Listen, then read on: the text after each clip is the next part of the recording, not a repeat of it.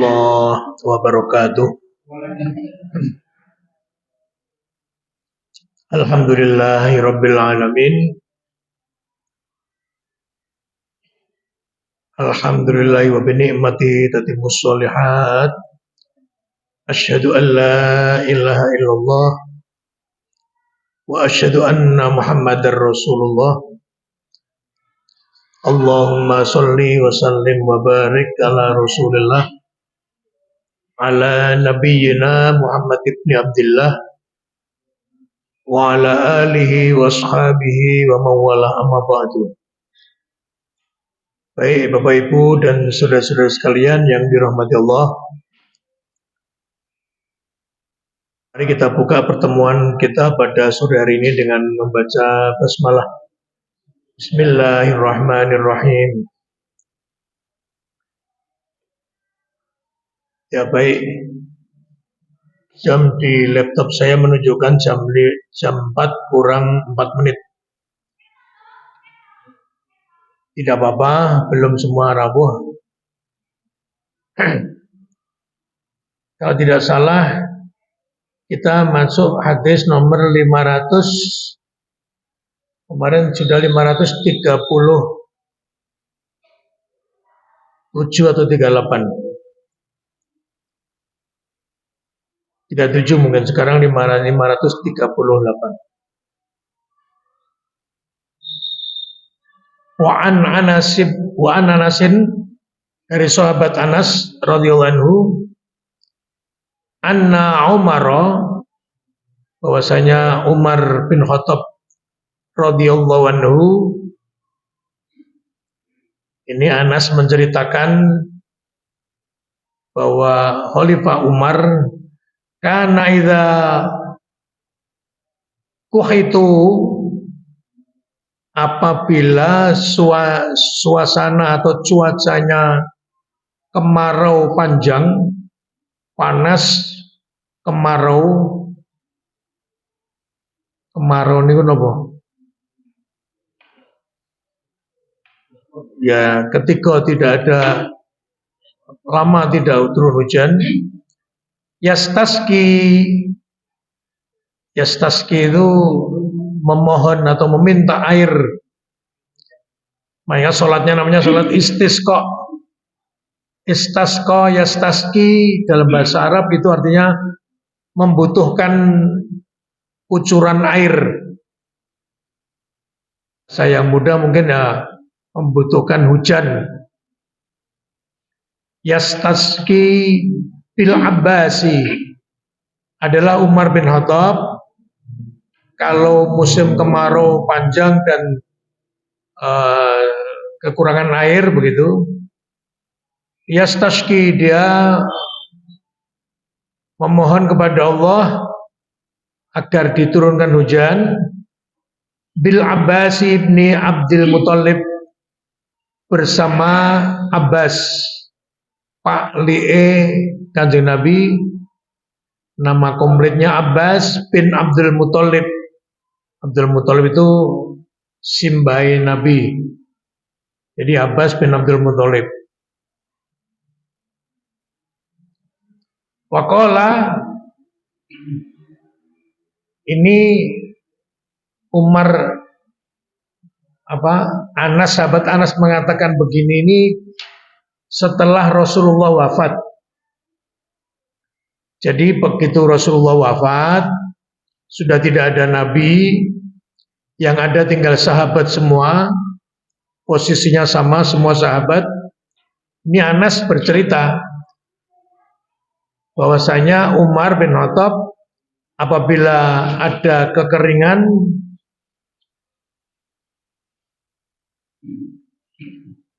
yastaski, maka beliau atau Umar meminta hujan atau meminta kucuran air dari langit, bil Abbasi, dengan pamannya Nabi bernama Abbas bin Abdul Muthalib. Waqala, sambil Umar berdoa atau membaca kalimat ini, Allahumma, ya Allah, inna kunna, sesungguhnya dulu kami pada waktu Nabi masih ada, nastaski ilaika, kami memohon air hujan kepadamu ya Allah, binabiyina, lewat perantara Nabi kami. Lewat perantara itu begini, Umar dan Abbas matur kepada Rasul, Nabi kami hujan lama tidak turun, orang-orang banyak kekurangan air, tanaman kekurangan air, binatang-binatang kami, unta, sapi, kambing kekurangan minum. Tolong berdoakan kami kepada Allah, mintakan kami. Itu namanya menggunakan Nabi sebagai perantara, namanya wasilah. Inna kunna nastasqi ilaika binabiyina, ya Allah, dulu ketika Nabi masih hidup kami meminta hujan kepadamu ya Allah lewat perantara Nabi kami.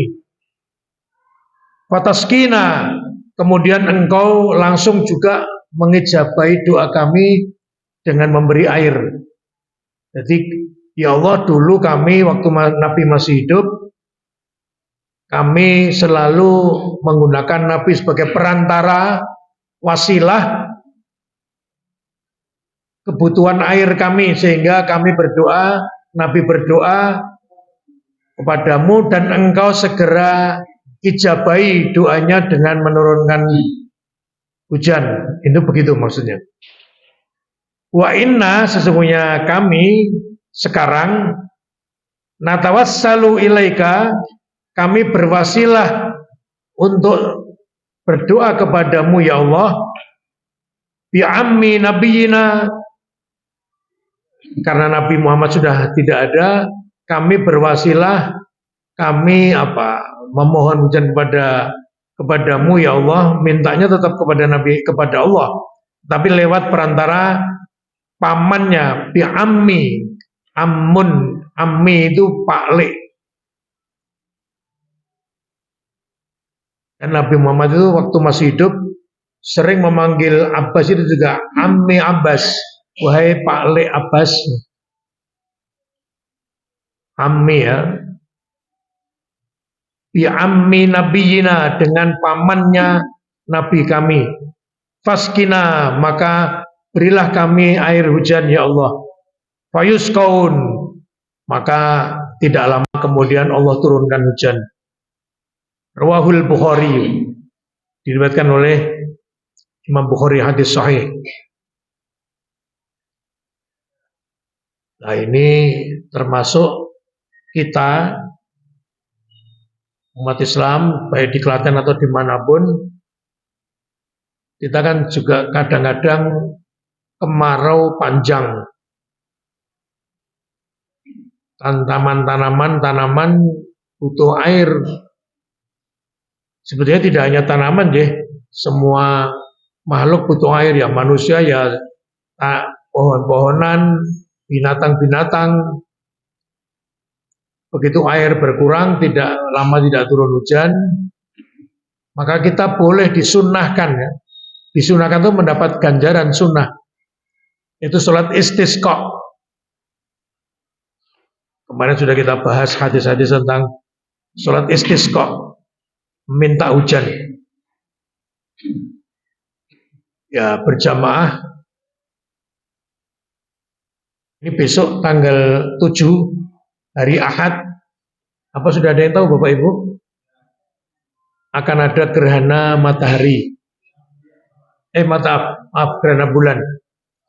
Tapi sangat dini hari ya. Jam berapa? 1/4 atau setengah 2 gitu. Sampai nanti mungkin jam 2 lebih sedikit, atau setengah 3 atau sampai jam 3. Saya lupa jadwalnya, hanya itu memang pimpinan pusat Muhammadiyah juga sudah woro-woro untuk warga Muhammadiyah dimohon atau di beberapa tempat bisa menjalankan atau mengadakan lebih tepatnya Salat khusyuf, namanya khusyuf. Khusyuful qamar, gerhana bulan. Nah, ini tentu Bapak Ibu, kalau masjid-masjid panjenengan nanti mengadakan sholat gerhana bulan, Ahad malam ya, malam mungkin bisa dikatakan sudah Senin dini hari, tanggal 8 dini hari itu jam 1 atau setengah 2 dini hari sebelum subuh, itu sebaiknya woro-woro dari sekarang atau mulai besok lah, Jumat besok WA itu diberitahu supaya jamaah siap. Dan ini tentu tidak ya orang-orang tertentu karena mengerjakannya dini hari bahkan tengah malam jam 1 atau jam 1 lebih, sekaligus disebutkan jam berapa akan dimulai persiapannya, kemudian jam berapa mulai sholat, jam berapa khutbah, kemudian akan diakhiri sekitar jam berapa syukur. So kalau sempat jawil takmir itu ya karena jam 1 bengi ya dikai anget-anget susu jahe apa kopi jahe itu. Ya itu untuk, dan itu mendapatkan ganjaran sunnah. Tentu yang akan khutbah nanti dipersiapkan siapa yang ditunjuk, imamnya siapa, bacaannya panjang ya, rukuknya setiap rakaat, rukuknya 2 kali, baca Al-Fatihah 2 kali, baca surat 2 kali. Kalau sujud 2 kali biasa, sholat seperti biasa. Kemudian rakaat kedua sama, baca Al-Fatihahnya 2 kali, tapi diselingi rukuk. Al-Fatihah surat panjang, terus rukuk. Rukuknya juga lama. Ya ini lama ini juga tolong bisa menyesuaikan sepuh-sepuh kok malah dong glundung. Ya rukuk berapa? Katakanlah 1 menit itu sudah lama. Atau 40 detik. Tidak sampai 1 menit rukuk. Ya monggo itu.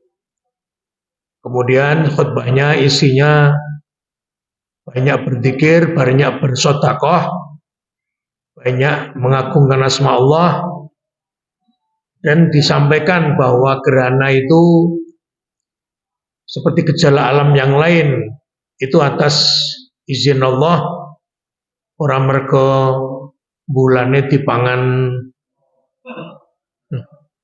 buta. Butane gedene sepiro mangan bulan. Ya artinya kita semakin bertakwa kepada Allah, bahwa Allah itu maha kuasa atas segala sesuatu. Nah itu seperti itu. Ya ini pada waktu dulu Umar bin Khattab itu minta hujan istisqa dengan berdoa bersama pamannya Nabi yang namanya Abbas bin Abdul Muthalib. Baik, berikutnya. Kalau di laptop saya ini nomor 500, hadis urutan nomor 519. Tapi penjelasan mungkin di kitab itu 530 sekian gitu. Tidak apa-apa, berbeda itu karena memang ada kalanya kalau di aplikasi laptop itu 2 hadis yang mirip itu hanya 1 nomor. Kalau di buku setiap hadis walaupun mirip dan pendek tetap diberi nomor sendiri ya gitu. Jadi tidak apa-apa, berbeda, penting isinya. Baik, kita baca hadis berikutnya. Wa Anasin, dari sahabat Anas bin Malik radhiyallahu anhu qala, Anas mengatakan, asobana, kami mendapati atau kami terkena, wa nahnu ma'a Rasulillah, bersama Rasulullah, terkena apa? Mator, hujan.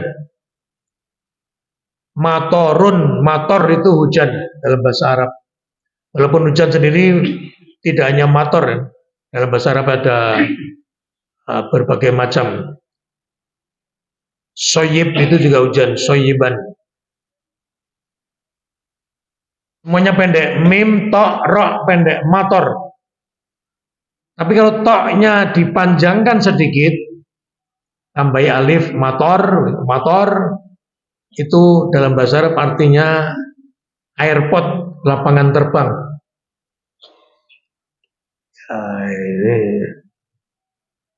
Bahkan hanya berbeda tasdid bisa artinya berubah total. Kalau hammam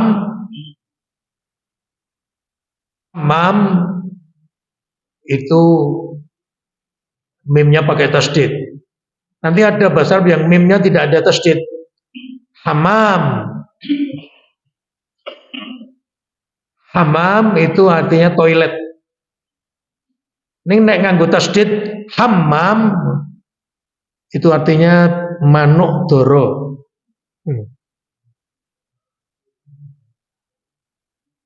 Al-falah, hayya alal falah, tanpa tasdid lamnya, artinya kesenangan, kesuksesan, kebahagiaan. Hayya alal falah, mari menuju kepada kesuksesan. Tapi lamnya dikai tasdid, al-falah, al-falah dan falah. Al-falah itu petani. Jadi itu makanya hati-hati nek ngaji atau membaca tulisan Arab itu itu hati-hati artinya bisa berbeda. Berbeda atau tidak, tapi kalau yang nuraning tasdid ya aja ditasdid begitu. Kembali pada hadis. Wa nahnu ma'a Rasulillah maturun, kami bersama Rasulullah kodanan, begitulah mungkin bahasa Jawa ini. Mengalami hujan. Qala, kemudian Anas mengatakan, fahasara thawbahu, Nabi kemudian melepas bajunya. Hatta asabahu minal matar, ngantek memang beliau menyengaja supaya badannya kena udan. Ini kayak zaman cilik. Udan itu terutama hujan pertama kedua itu dari musim panas masuk musim penghujan awal itu. Nah, udan itu seneng. Nah, cilik-cilik itu yang dalan udo, apa bukan udo tapi udan karena menunggu panasnya itu menunggu air dari atas. Nah, ini Nabi juga pernah lepas baju kemudian supaya badannya enak kena hujan. Waqala, kemudian dikatakan oleh Anas, innahu hadithun ahdi bi rabbih. Innahu hadithu ahdin bi rabbih. Itu tadi diakibatkan karena hujan yang baru saja turun, yang diturunkan oleh Tuhannya, oleh Allah. Rawahu Muslim.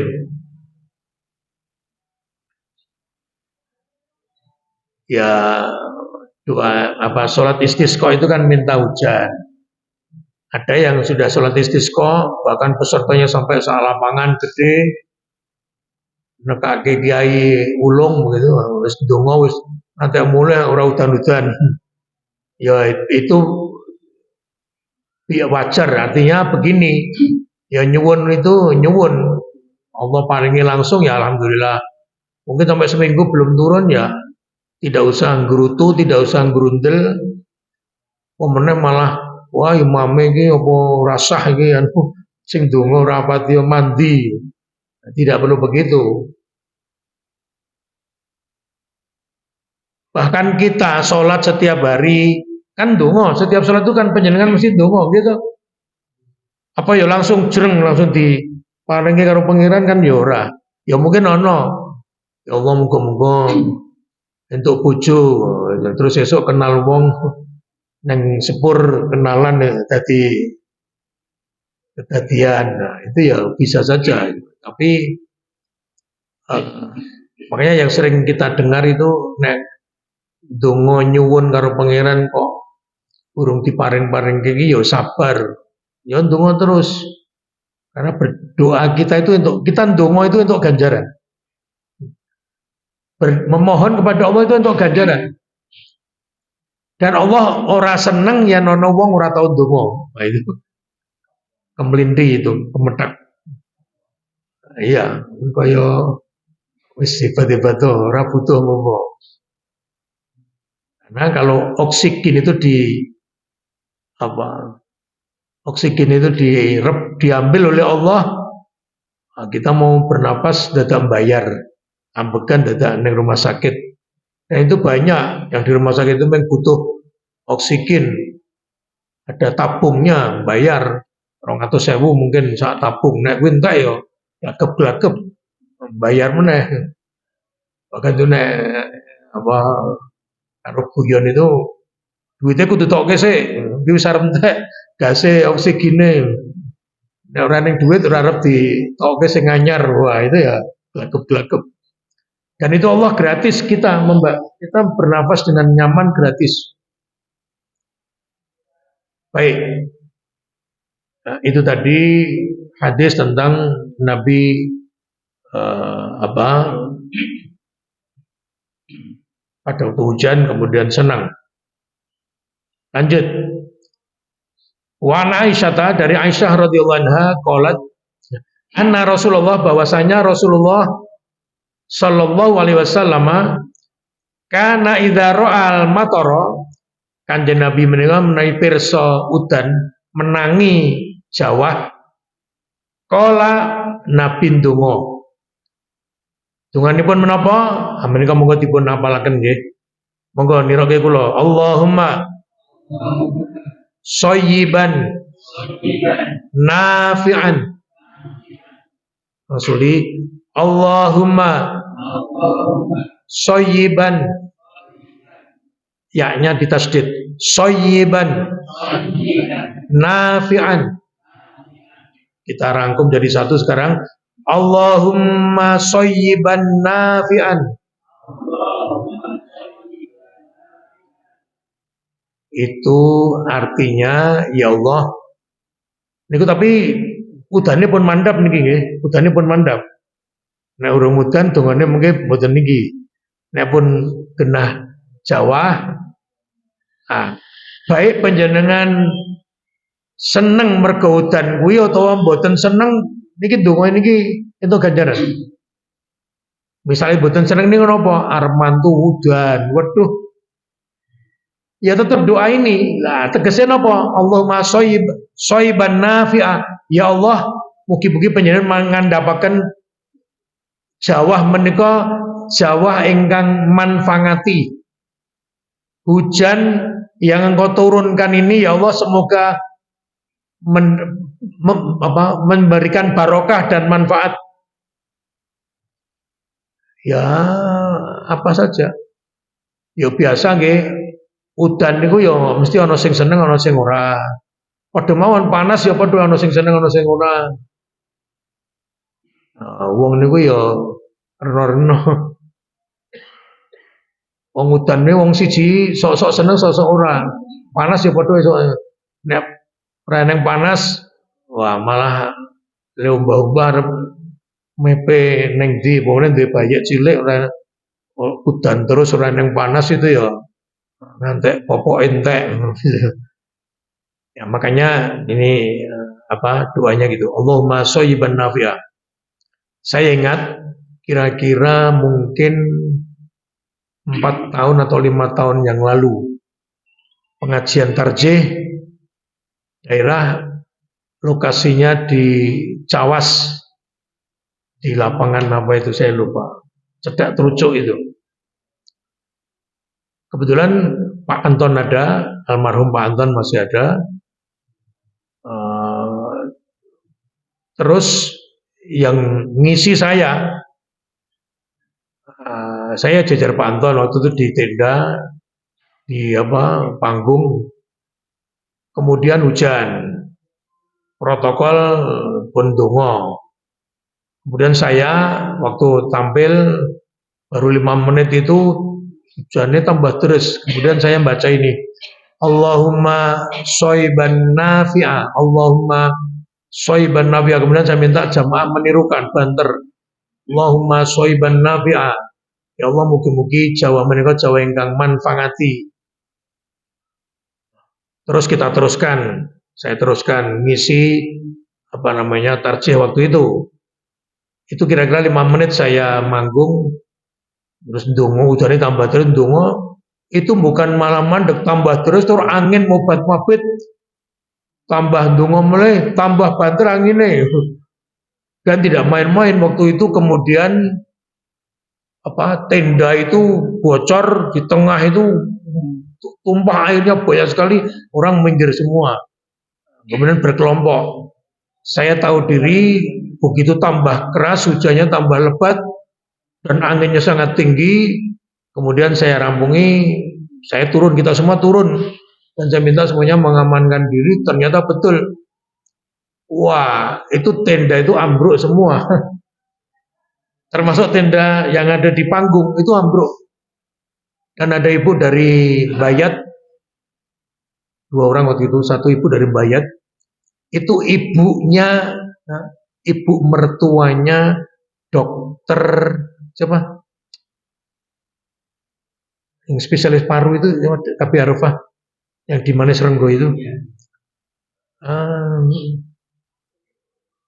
Yang biayanya kuning bagus itu ibunya dia, ibu mertuanya. Itu kakinya nggak tahu dia jatuh atau gimana atau kena tenda, kemudian dibawa ke RSI. Saya juga langsung pulang, pakai motor, hujan deras itu, sampai di Trucuk di Gombang dekat Pak Anton itu mandek karena pohon besar asem pohon itu rubuh neng dalan lagi digeraji. Kemudian sampai rumah, kemudian habis maghrib saya ambil mobil, saya nilai jamaah yang sakit di RSI. Masuk, kemudian saya telepon dokter sebetulnya. Agak lama saya nggak pernah ketemu ini. Dia sekarang sudah lama mengambil spesialis paru. Dulu dokter RSI ya. Lah siapa? Itu ibunya. Saya telepon dia betul-betul. Kemudian dia sedang di luar kota, dia telepon dokter RSI agar segera dibantu. Maksud saya gini cerita ini. Ya kita ndonga itu untuk ganjaran. Karena itu disunahkan.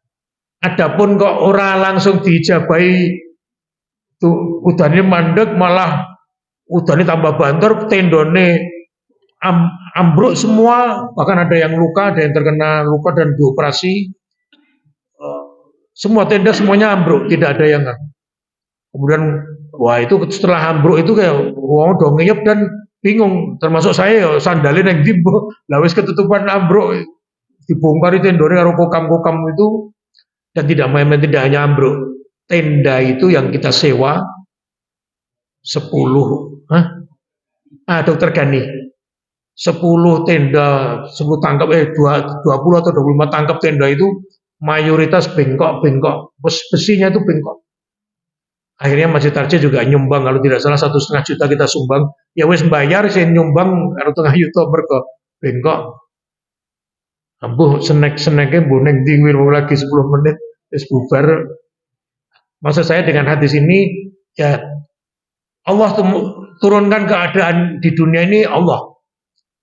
Hujan atau tidak, hujan banter atau tidak, angin bahkan banjir, itu ada Allah yang mengatur. Sudah. Adapun kok itu kurang menguntungkan kita, ya kita terima dengan ikhlas, kemudian kita ndonga. Allahumma shayban nafi'a, ya Allah turunkanlah hujan yang bermanfaat. Adapun kaya ngono kuwi ya kita tidak tahu. Karena manfaat itu apa kan kita tidak tahu. Manfaat saja mungkin ada yang kita tidak ketahui. Wallahu alam. Ya sudah mulai kabeh. Dan kita bayari ya, di rumah sakit, kemudian itu biasa seperti itu. Jadi sikap kita bagaimana kalau kita nyuwun sesuatu tapi sudah kita suwun tapi belum diberikan, ya sudah bersabar sambil terus nyuwun atau berusaha kita agar keadaan kita menjadi lebih baik. Ya nek itu tadi tendone ambruk ya wes mulai. Karena ya nanti akan bahaya lain akan datang, misalnya bisa ada petir, bisa ada lesus atau apa ya, nanti masuk angin. Saya kira gitu hubungannya dengan ini. Baik. kita lanjutkan. Berikutnya. Ini udah mau habis ini. Topik ini. Wa an Sa'ad, dari Sa'ad anna nabiyya, bahwa Nabi Muhammad SAW da'a fil istisqa'i, beliau berdoa pada waktu ada kekeringan dan bermohon salat istisqa, itu memohon air hujan. Allahumma jalilna sahaban kathifan qasifan dalukan dohukan tumtiruna minhu. Ya, ini artinya, ya Allah, jadikanlah awan mendung itu yang tebal, artinya yang mengandung banyak air, kemudian turunkan hujan yang lebat, karena ini banyak kekurangan air. Tapi juga berikutnya, tumtiruna minhu rodadan, yang memberi hujan pada kami ya yang lembut, jadi ya tidak sampai membahayakan, titik-titik hujan yang kecil. Ya dzal jalali wal ikram, wahai Allah yang maha agung dan maha mulia. Hanya ini kalau di aplikasi laptop saya, hadis ini dikatakan sebagai ini nomor 2 ya. Maudhu, dikatakan maudhu. Maudhu itu ya termasuk hadis yang tidak bisa dipakai. Maudhu itu bukan doanya, artinya ini seperti ini, berita seperti ini tidak jelas dari Nabi, itu sangat lemah. Gitu intinya, begitu hadis dhaif itu.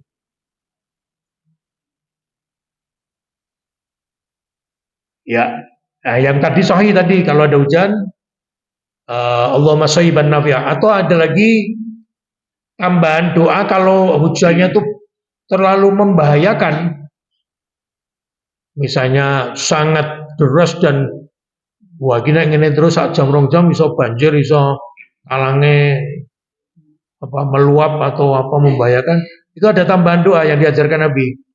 Doanya apa? Allahumma, ini waktu itu juga saya baca ini waktu di Cawas itu. Allahumma, ya Allah, hawalaina wala alaina.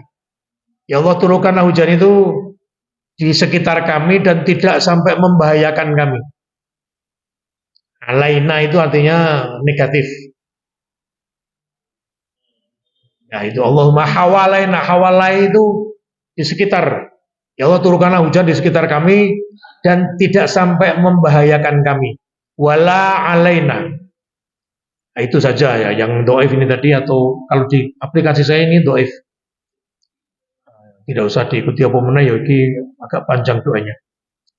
Berikutnya, wa Nabi Hurairah, dari Abu Hurairah, sahabat Abu Hurairah radhiyallahu anhu, anna Rasulullah, bahwasanya Rasulullah Nabi Muhammad SAW, qala, Nabi ngendika, kharaja Sulaiman alaihi salamu yastasqi.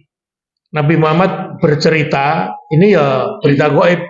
Nabi Muhammad mendapat berita dari Allah. Nabi Sulaiman keluar rumah untuk meminta hujan, istisqa. Faro'a namlatan, ning dilalah Nabi Sulaiman perso semut. Namlah itu semut. Mustalqiatan ala dhahriha, semut tapi posisinya melumah. Kenapa melumah nih? Terlentang ala dhahriha, melumah neng anune bertumbuh pada ke punggungnya. Dhahrun itu punggung. Oh iya, ngerti gegere semut sing di. Ini Nabi Sulaiman ceritanya begitu. Nabi Sulaiman Arab keluar rumah mau berdoa minta kepada Allah supaya diturunkan hujan. Neng dilalah karena panasnya, meruh semut yang terlentang di atas, dia tidur di atas punggungnya, ala dhahriha, punggungnya, kilas samai,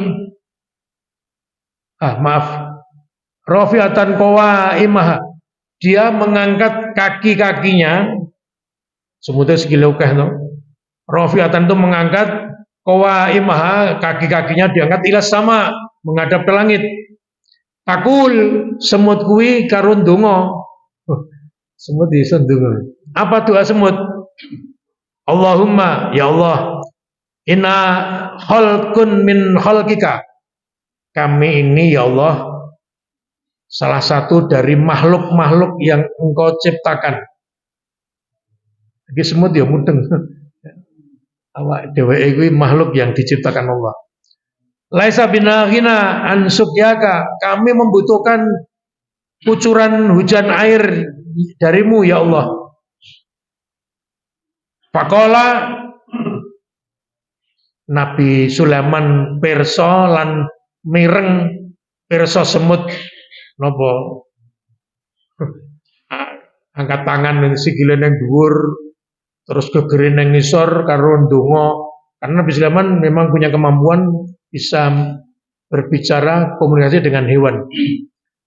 Kemudian Nabi Sulaiman mengatakan faqala irji'u wis bali ya bali semutnya dikon bali. Lakot suki tum bid'awati ghairikum. Artinya kamu insya Allah kamu akan segera mendapat hujan seperti yang kamu minta karena doa orang lain, gitu. Bid'awati karena doa ghairikum, orang lain ya bisa menungso atau bahkan Nabi Sulaiman sendiri akan juga berdoa. Rawah Ahmad wa Sahihul Hakim.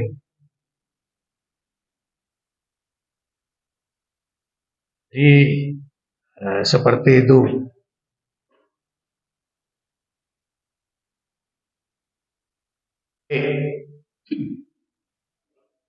Berikutnya, oh ini sudah ya. Berikutnya sekarang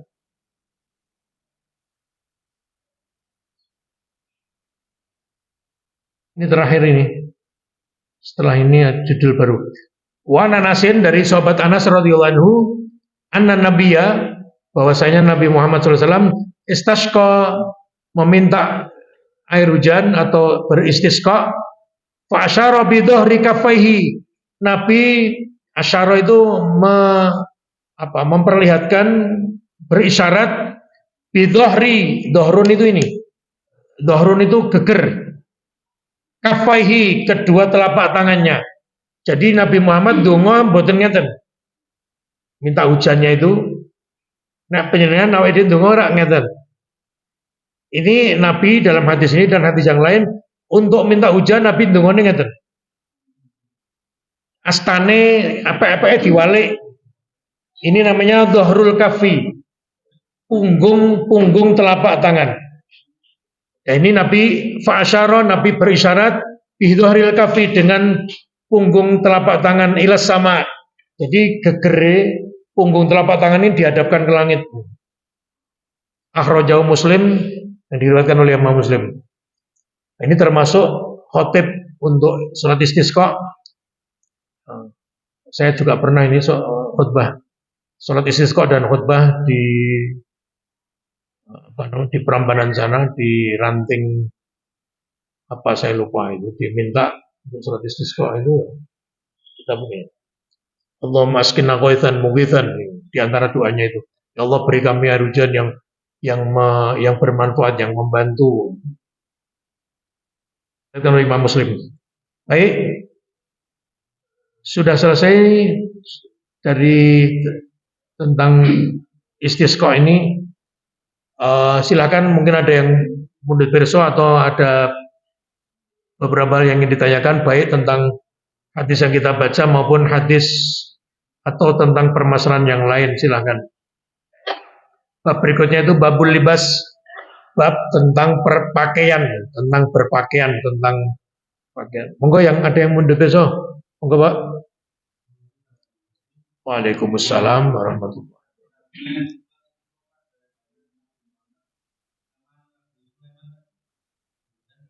Gimana?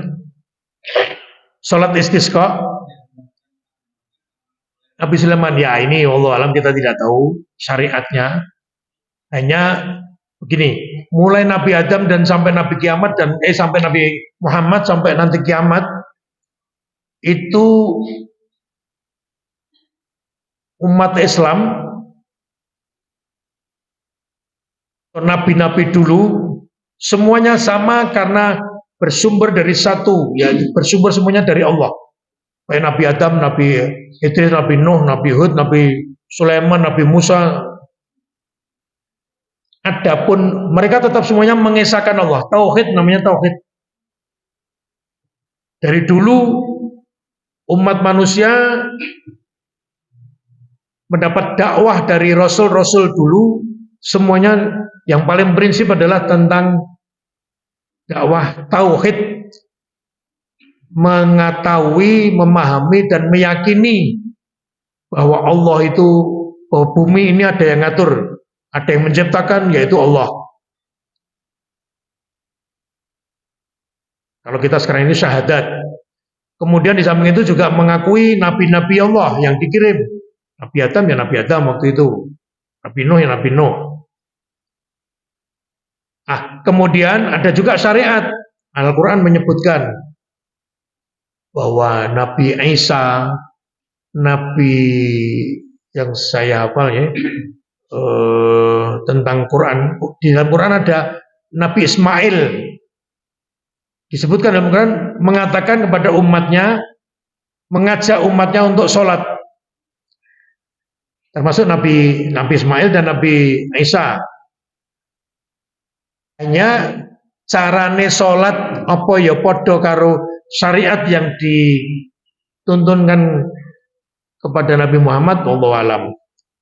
Hanya ada hadis sahih ya riwayat Imam Bukhari, hadis tentang Nabi Isra Mi'raj sampai di langit, namanya langit Sabtu, pada level ketujuh Nabi Muhammad ditimbali Allah.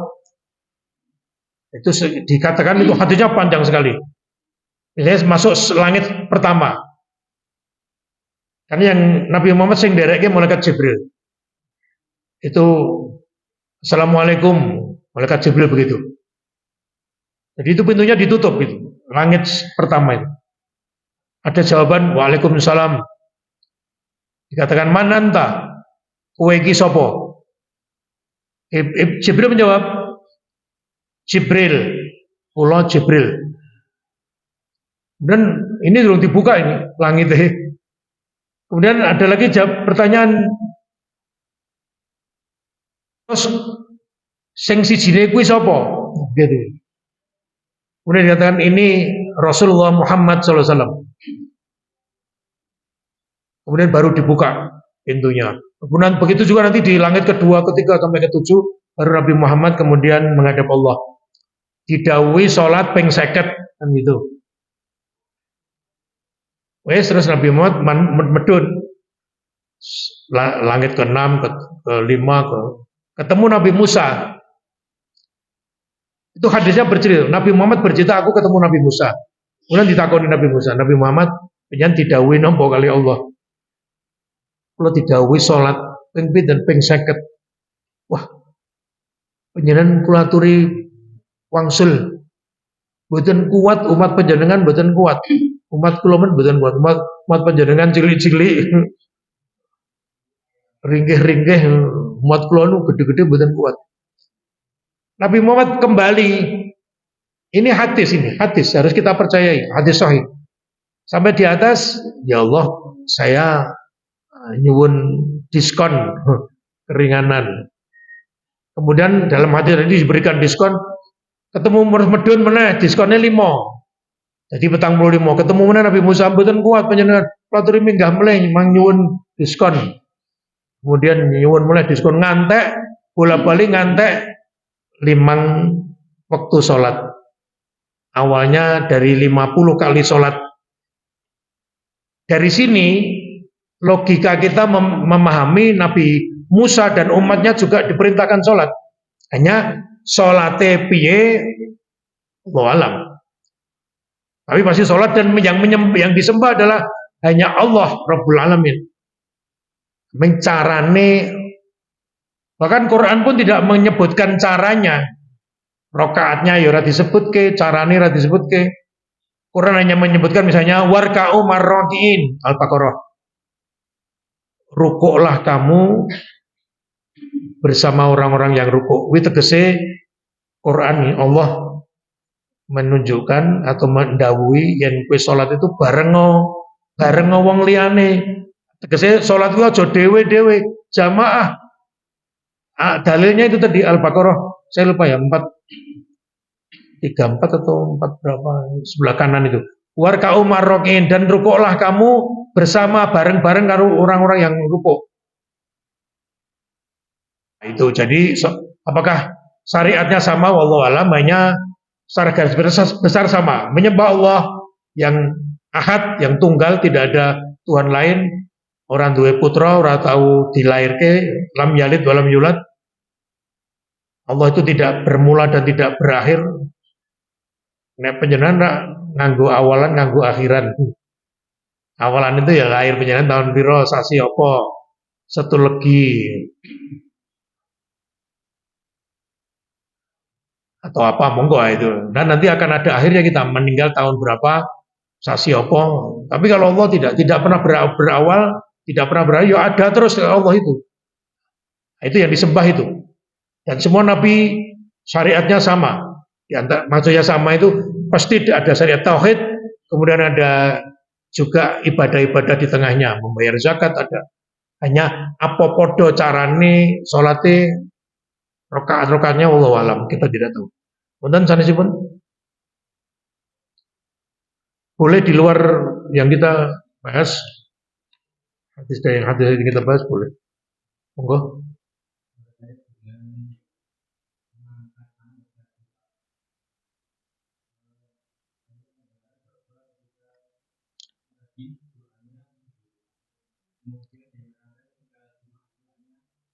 Ya.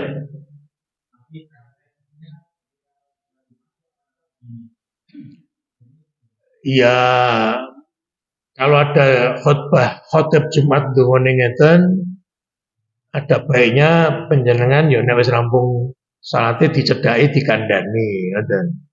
Bahwa di dalam hadis itu dari Ammar itu mengatakan bahkan ada yang Ammar itu sahabat Nabi,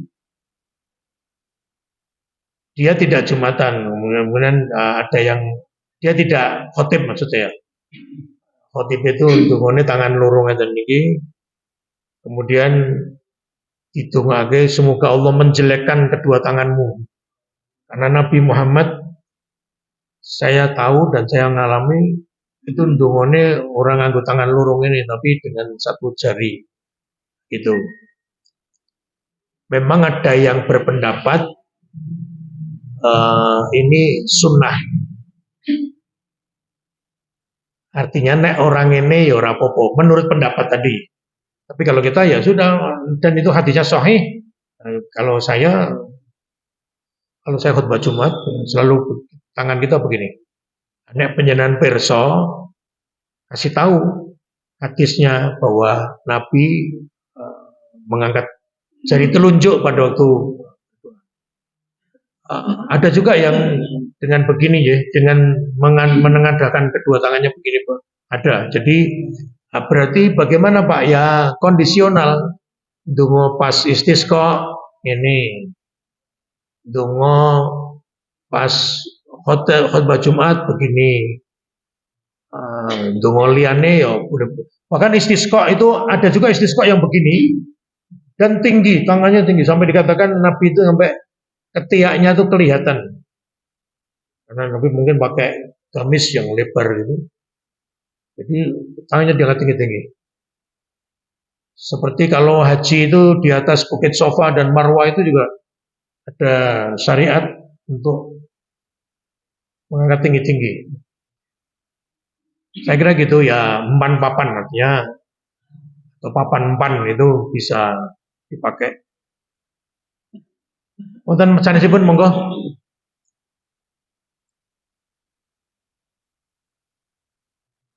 Masih ada 15 menit, jam 5 kurang 15.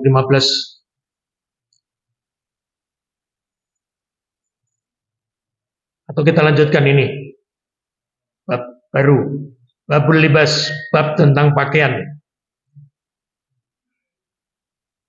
An Nabi Amir al-Asy'ari qala Rasulullah ngendika layakunanna min ummati, besok akan muncul, akan terjadi dari umatku aqwamun, itu kaum yastahilluna al-harra azza wal harir, orang menghalalkan apa? Ya ini perzinahan, menghalalkan zina, berzina. Wal harir, harir itu sutra. Akan ada nanti umatku yang akan datang, dua hal yang dua-duanya diharamkan, yaitu berzina, tapi orang-orang besok akan ada yang menghalalkan harir.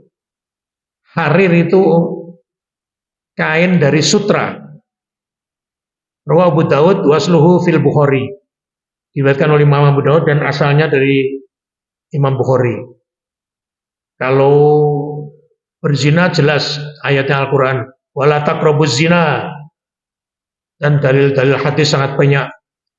Jangan kamu mendekati zina. Mendekat saja tidak boleh, apalagi melakukan. Kemudian hadis-hadis Nabi banyak. Ada wanita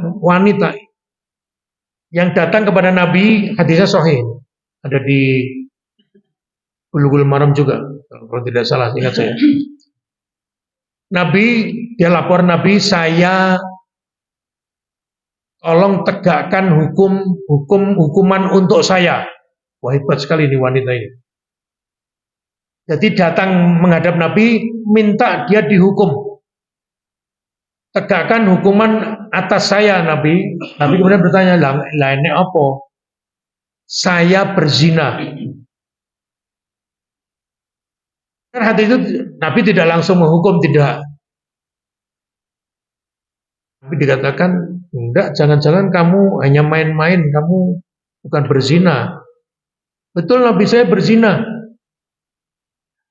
Untuk melakukan hukuman zina itu kan berat, hukumannya berat. Kalau dia muhson atau ghairu muhson itu nanti lain. Ada 100 kali cambuk, ada dilempar batu sampai mati.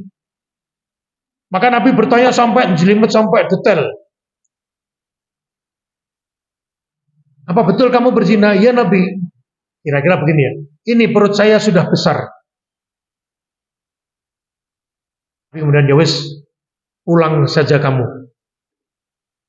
Nek anakmu betul-betul lahir, kamu kesini lagi.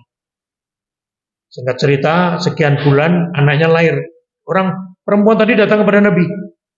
Nabi, saya yang dulu berzina, kemudian hamil, dan ini anak saya. Kemudian Nabi tidak langsung menerapkan hukuman.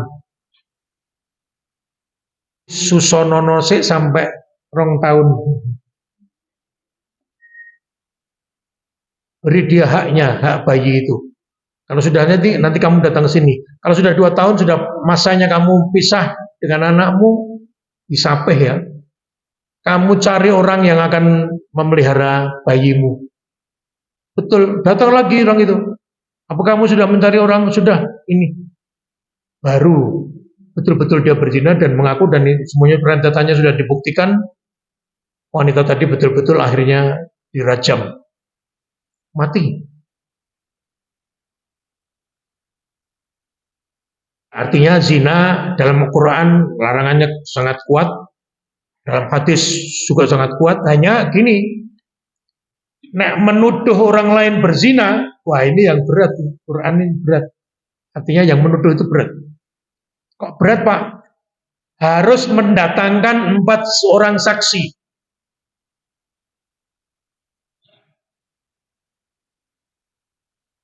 Orang saksi nu ngeten. Ben panjenengan mudeng tenan. Pengen weruh wong zina. Wah. Panjenengan ora entuk. Terus sesuk ngomong karo polisi atau lapor lurai, ini berzina, saya melihat betul.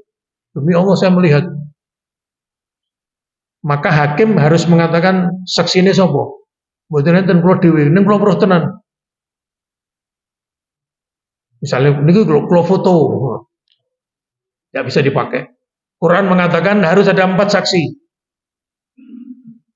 Misalnya, jangan meruah nama berzina nyeluk, koncone sih, bu saksi, wong loro, wong telu, golek wong sing zina reneng, wis rampung sing zina wis rampung. Ini tidak sah. Pengakuan panjenengan, tuduhan Anda tidak boleh. Lah pripun? Ya ora pripun pun wis nggono dhewe. Ora sah kok lapor ke hakim. Kalau Anda mau lapor hakim dan akan ditindaklanjuti, harus mendatangkan 4 saksi. Kalau tidak bisa mendatangkan 4 saksi, sing lapor malah sing dicambuk. Wah, hebat sekali Allah. Jadi tidak cukup hanya aku weruh. Jadi hubungannya dengan hadis ini, berzina itu jelas dilarang. Lah ini Nabi mengatakan akan datang nanti dari kaumku, dari umatku, mereka menghalalkan zina dan mereka menghalalkan sutra. Sutra. Nah, nanti di hadis lain ya, semoga ada di kitab ini. Nabi mengatakan sutra itu dibolehkan untuk wanita-wanita muslim. Diharamkan untuk laki-lakinya. Yang diharamkan untuk laki-laki itu perhiasan emas dan kain sutra. Dan dua-duanya itu dibolehkan untuk para wanita muslimah. Nah ini yang bapak-bapak ini dilala yo isi hono wae. Belum lama dulu di Prambanan ada orang ya cukup kaya lah, masih nom ya, mungkin umur 40 lu nganggo gelang rantai itu loh, gelang rantai itu emas. Di Wotengen. Sholat di masjid dan itu ngaji sama saya terus tak kandani. Waktu berdua itu tak kandani. Kuwi emas. Nggih. Jadi iki kok takon iki mau sing jawab kita marem apa ya gleleng iki emas tenan. Mas Joko itu kan berarti itu tuh emas. Gimana? Dia tidak tahu bahwa ternyata pertanyaan saya itu ada ujungnya. Nek kuwi emas tenan, mbuh kuwi pirang karat, copoten karena itu tidak boleh berdosa. Laki-laki pakai emas berdosa. Orang entuk, gitu. Wah, kita rada gelo. Coba lagi Wotengen itu rantai mungkin ya sijine iso pirang gram itu. 20 gram mungkin Allah alam nggak tahu. Dan saya ketemu lagi dia sudah dicopot, alhamdulillah. Ternyata ada juga orang-orang yang Islam yang tidak tahu. Atau mungkin masih ada, sampai sekarang masih ada yang orang sing ngandani, ali-ali. Jangan. Ya ini nas yang ini agama.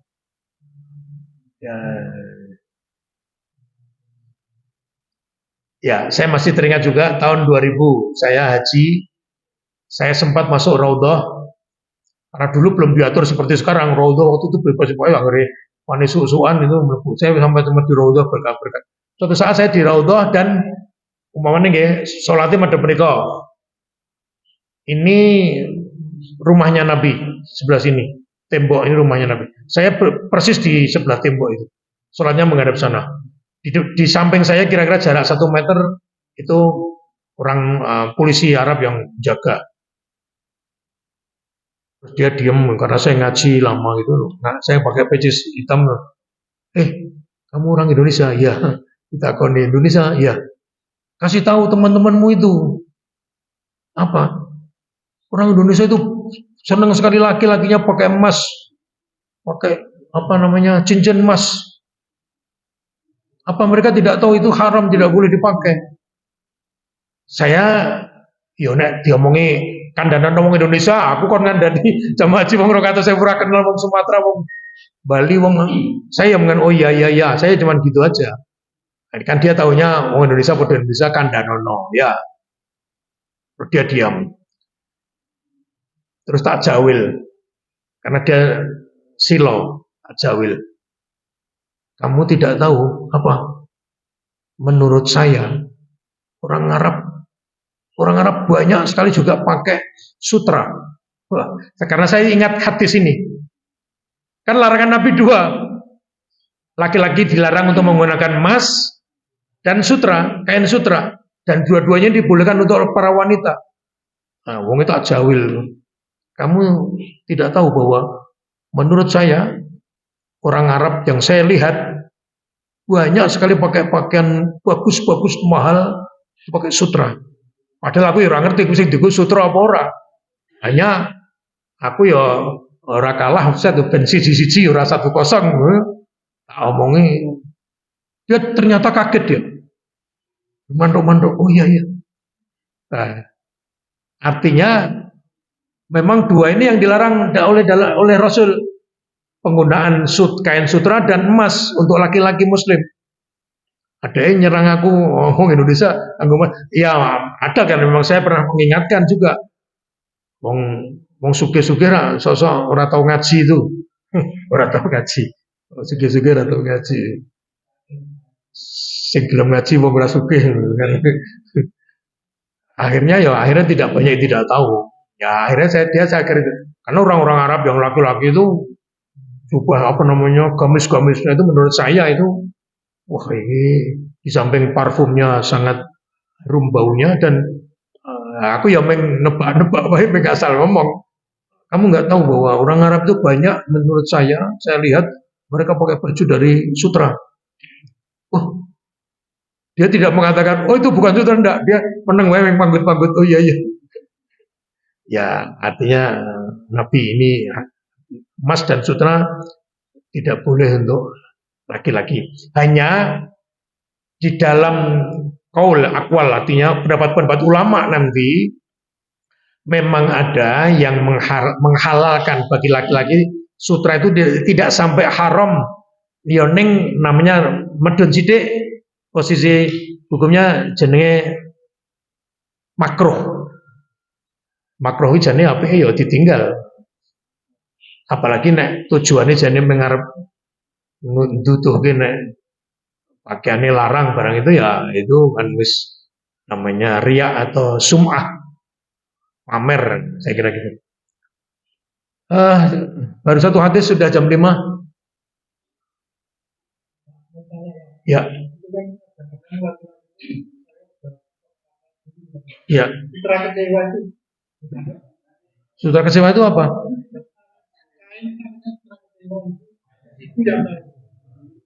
Nah, saya tidak tahu sutra. Tapi kalau di dalam hadis ini al-harir itu sutra.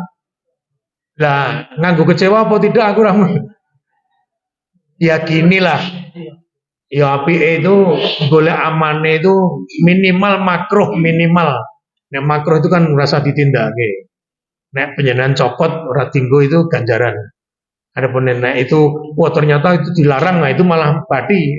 Nek dicopot kan badi wong itu dilarang. Ya termasuk ini. Bapak-bapak ingatkan putra-putri penjenengan yang arep mantu penjenengan tukar cincin. Nah ini, itu banyak orang tidak sadar.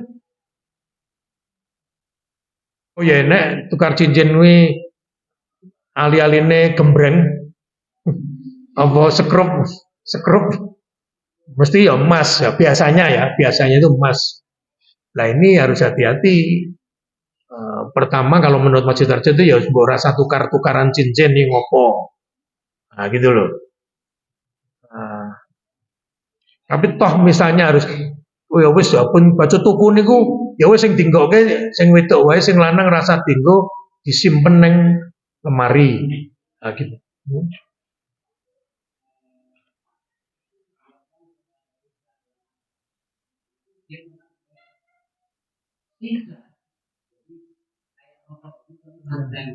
Ya sisa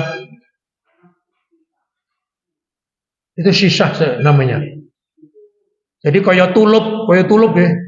Tapi dikasih diisi tembakau terus dia dijajan itu ngerokok itu. Di Mesir banyak, banyak. Ya gini, tentang merokok ya, merokok itu Majelis Tarjih sudah mengharamkan. Merokok itu haram. Ya itu rokok itu. Ya itu mengerokok ming pipone didawake. Saat ini penyanyi ngerokok nganggo pipa sak senti. Itu apa ya beda pernah karo tanpa pipa. Nah, saiki pipone sak meter. Dan yang diserot itu ya tembakau sama, hanya ada berbagai macam versi, ada yang pakai aroma, pakai macam. Di Mesir saya melihat banyak ada kafe-kafe kecil itu disediakan itu. Buah acaranya biar rambut itu diserot itu ya bul itu ya metu kebule. Ada yang lain? Kalau tidak masih silahkan 5 menit. Monggo. Monggo.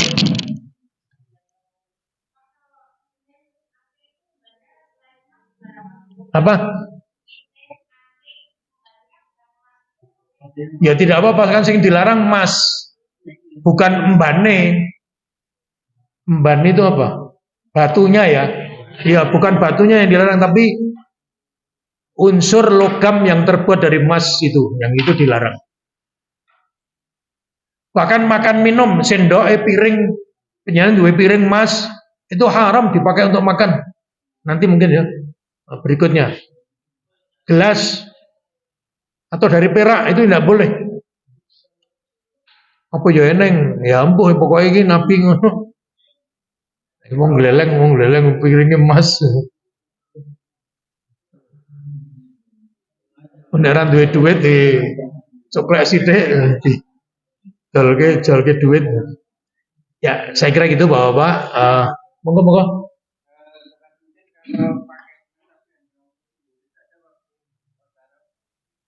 Ya, tukar cincin emas simbolik. Nah, simbolik itu apa? Kowe aja dinggo. Sing kakung aja nganggo. Sing putri ndak apa-apa. Ya sing lanang dinggone apa? Sing wis kira-kira meh padha ngono ning ora emas apa lah. Karet apa sekrup rada gede. Nah itu boleh, tidak apa-apa. Kalaupun sudah terlanjur dibeli, ya wes dinggokke pok sing putri calon mantan putri dinggokke, mantan lanang ora usah dinggo. Disimpen ngono butuh duit nggo nyekolahke anake didol. Jadi itu banyak, sudah banyak apa namanya tausiah yang akhirnya kedua mempelai dengan ikhlas ora sida dinggokke sing mantan kakung, sing putri tok. Jadi ya jenenge ora tukar cincin, tukar opone, ya meng sebagai apa tanda itu apa dinggokke wis. Apa? Emas putih itu apa?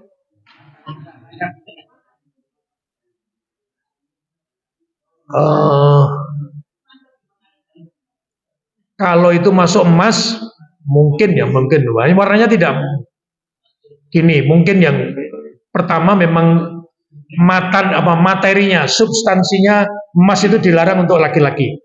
Tidak hanya laki-laki, kalung, ada tindik, wah wis ditindik barang nganggo emas ya ngopo, wis anu.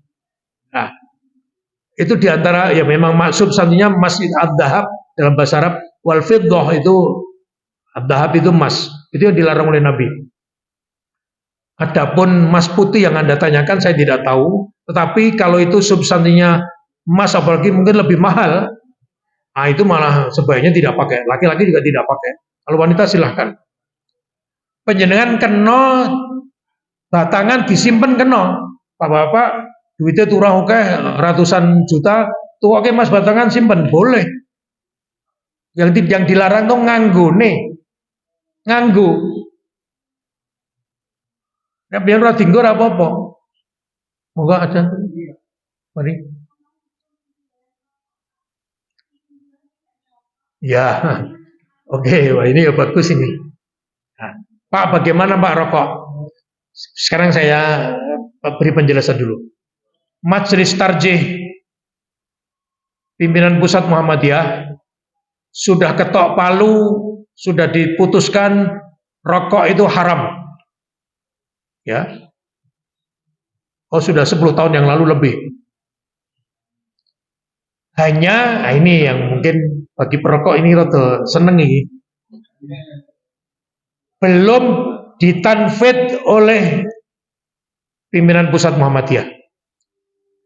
Jadi Majelis Tarjih itu sebuah majelis yang gaweane itu memilih dalil-dalil, kemudian kalau ada dalil yang bertentangan diunggulkan yang paling sahih. Intinya saja jadi milih ke dalil sing paling bener piye gitu. Itu Majelis Tarjih.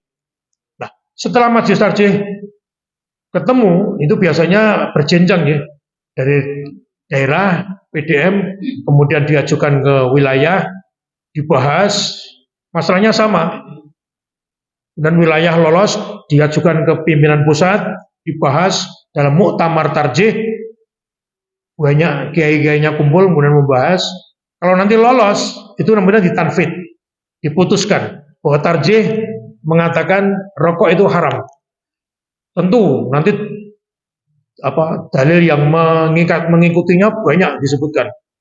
Mesti ada Quran, hadis, kemudian kesehatan, misalnya lewat keputusan WHO bahwa rokok itu mengandung 60 racun, macam-macam itu berarti menjadi salah satu alasan untuk menyatakan haram tadi. Kemudian ada di Quran nanti surat Al-Baqarah 195. Al-Baqarah 195 itu ada potongan di tengah, ada bunyi wala tulhu biaidikum ila tahlukah. Wala tulku biaidikum ila tahlukah. Artinya jangan kamu campakkan dirimu dalam kebinasaan. Quran ini Allah. Nek dokter sak donya, ahli kimia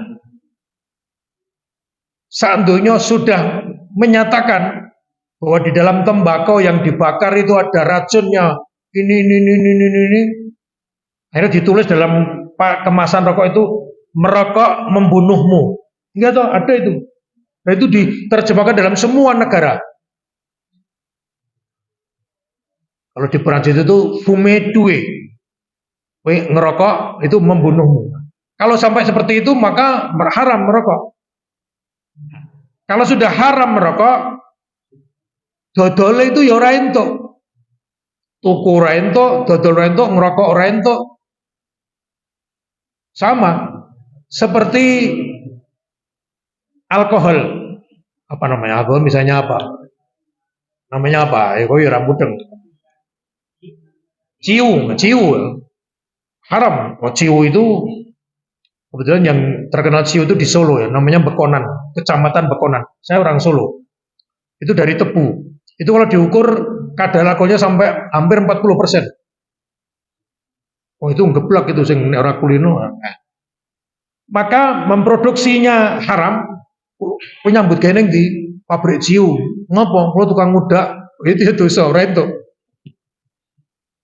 Gawe ora entuk, nyambut gawe ning kono ora entuk, dodol ora entuk, gawake ora entuk, tuku ya ora entuk. Nah, itu berantai. Nah, bilalah ini tadi ya.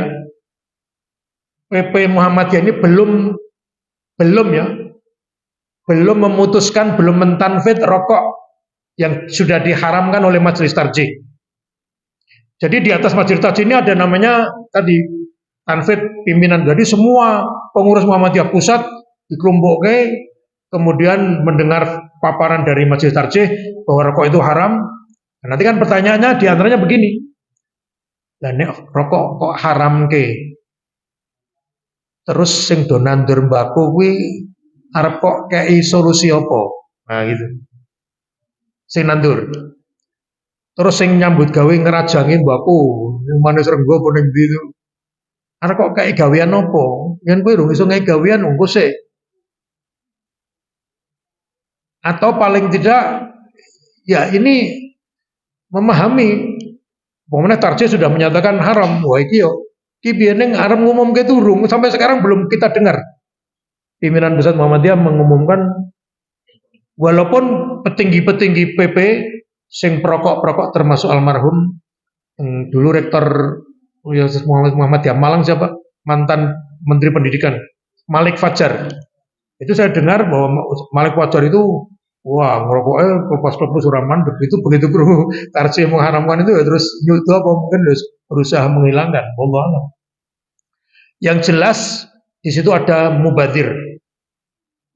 Sikap mubadir itu haram karena Allah menyatakan innal mubadirina kanu ikhwana syayatin.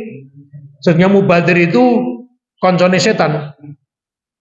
Dan tidak hanya sekali, Quran mengatakan beberapa kali, kalau nggak salah 2 atau 3 kali ayatnya.